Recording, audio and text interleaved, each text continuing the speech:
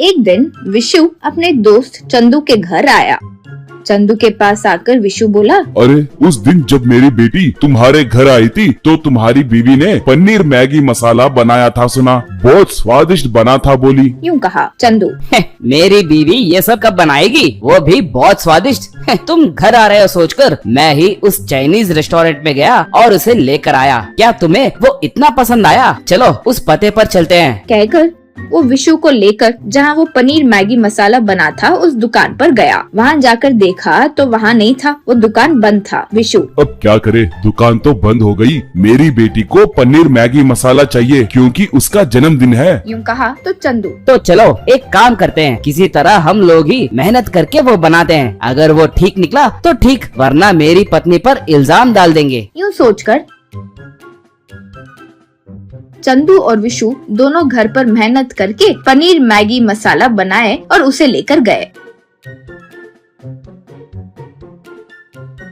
जैसे ही उसे मुंह में डाली, विशु की बेटी गौतमी बोली, यक, ये क्या है? ये तो बहुत खराब है। क्या इसे कोई पनीर मसाला कहते हैं? यूँ बोली। विशु को समझ में नहीं आया कि क्या करे। उन्होंने सारी बातें बताई। विशु, पिछली बार भी आंटी ने नहीं बनाया था, वो बाहर कोई चाइनीज रेस्टोरेंट से अंकल लाए थे, वही हमें दिया था। यूँ कहा। गौतमी बोली, फिर आप लोग उस रेस्टोरेंट में जाओ और वो पनीर मैगी मसाला ले आओ। यूँ बोली। विशु ने कहा। वो भी हो गया। वहाँ जाकर देखा तो वहाँ दुकान नहीं थी, बंद है। तब गौतमी बोली, फिर मुझे नहीं पता आप क्या करोगे। वो पनीर मैगी मसाला बनाने वाले को यहाँ पे बुलाओ और मेरी शादी उससे करवा दो। यूँ बोली। जैसे उसने ये कहा, चंदू चकित रह गया। वो वहाँ से बाहर आ गया।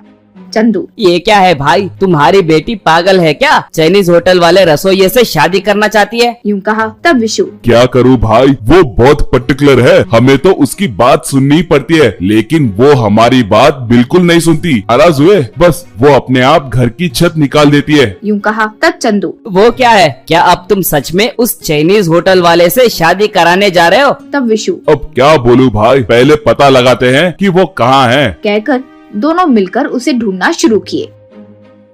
जैसे ही उन्हें वो मिला, वो चाइनीज तो नहीं था, उसका नाम श्रीकांत था। विशु, भगवान का शुक्र है हम बच गए। ये चाइनीज तो नहीं है, हमारे यहाँ का ही है, वो खाना पकाने में विशेषज्ञ है। यूँ कहा। तब चंदू, वो तो ठीक है, अब उससे शादी कैसे करवाएंगे? यूँ कहा। तो विशु, चलो मेरे पास एक विचार है।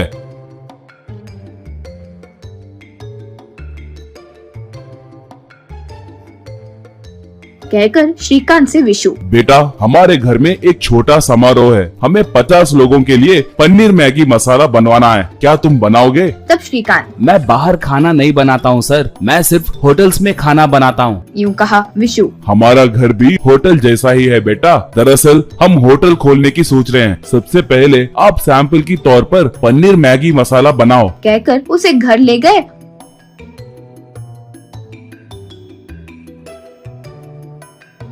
और उससे पनीर मैगी मसाला बनवाए।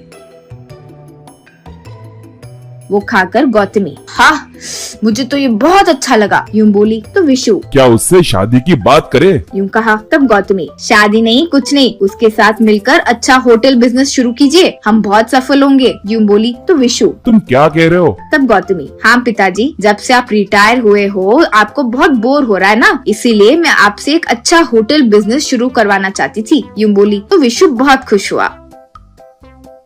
उस दिन से उनका पनीर मैगी मसाला होटल बहुत सफल होते गया।